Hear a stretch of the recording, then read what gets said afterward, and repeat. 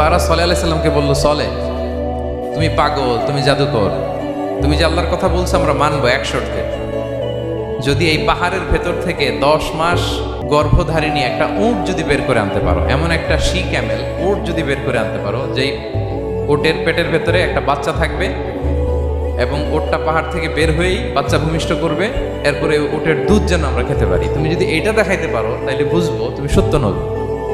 দোয়া করলেন, আল্লাহ আমার এই জাতি সামুদ, তারা তো চেয়েছে যে পাথর ভেতর থেকে যদি একটা উট বেরোয়, ওর যদি বাচ্চা দেয় আর দুধ দেয় তাহলে তারা তোমাকে মেনে নেবে। আল্লাহ তুমি মেহেরবানি করে এই মিরাকেল, এই মুআজিজা তুমি তাদের দেখিয়ে দাও। আল্লাহ তাআলা দোয়া কবুল করলেন। হাজার হাজার মানুষের সামনে চাক্ষুষ দিবালোকের মুহূর্তে পাথর ভেঙে একটা উট বেরিয়ে এলো বিশাল আকৃতির,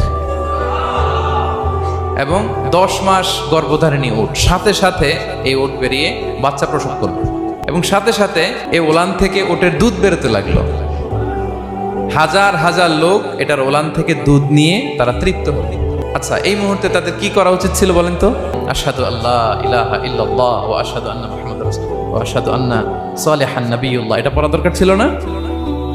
দরকার ছিল। কিন্তু তারা একের পর এক গোয়ার তুমি করতে করতে করতে করতে চাক্ষুষ দিনের বেলা এত বড় একটা মুআজিজা দেখার পরেও তারা অস্বীকার করল। সাল্লাল্লাহু আলাইহি ওয়াসাল্লাম বললেন, তোমরা তোমাদের ওয়াদা পূরণ করো। তারা বলল, তুমি বড্ড বড় জাদুকর, তুমি যেন তেন জাদুকর না, তুমি পাহাড়ের ভেতরে জাদু ঢুকাই ফেলছো। কি মনে হয় তারা লিমিট ক্রস করে ফেলছে না? এবার ক্রস করছে না? তারা সীমা লঙ্ঘন করে ফেলেছে। আযাব চলে আসলো। কি আযাব?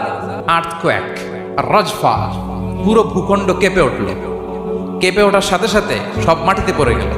2 নাম্বার আসলো সাউন্ড ওয়েভ, শব্দ নিনা, প্রচন্ড শব্দ তরঙ্গ। জিবরাইল আলাইহিস সালাম ওই এলাকার উপরে এসে এমন জোরে এক চিৎকার মারলেন, ওই চিৎকারে সামুদ গোত্রের প্রতিটি লোক কানের পর্দা ফেটে মুহূর্তের মধ্যে লাশ হয়ে জমিনে পড়ে রইল। যারা সীমা লঙ্ঘন করে তাদেরকে আল্লাহ তাআলা পছন্দ করেন না।